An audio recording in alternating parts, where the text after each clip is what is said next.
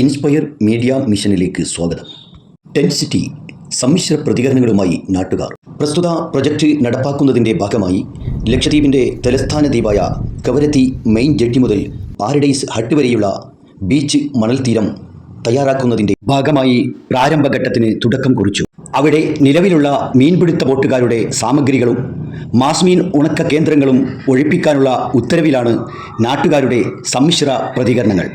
മുച്ചക്ര 4-വീലർ തൊഴിലാളികൾ വാഹന ഉടമകൾക്കും പണം വാരാനുള്ള മാർഗമായതുകൊണ്ട് അവരുടെ ഭാഗത്തു നിന്നും കാര്യമായ പ്രതികരണങ്ങളൊന്നും ഉണ്ടായില്ല.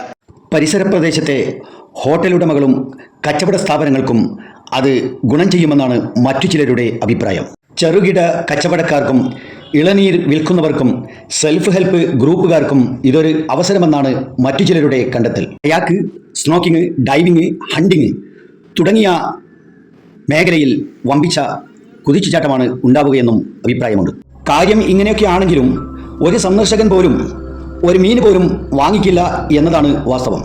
തങ്ങൾ കാലങ്ങളായി ഉപയോഗിച്ചു വരുന്ന തീരദേശം കൈവിട്ടു പോകുന്നതിലുള്ള അമർഷവും പ്രതിഷേധവും ബഹുജന പങ്കാളിത്തം ഇല്ലാതായതോടെ നിയമ നടപടിക്ക് നീങ്ങുകയാണ് മത്സ്യത്തൊഴിലാളികൾ.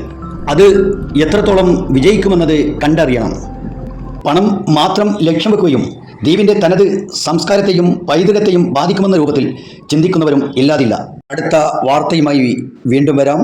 നന്ദി.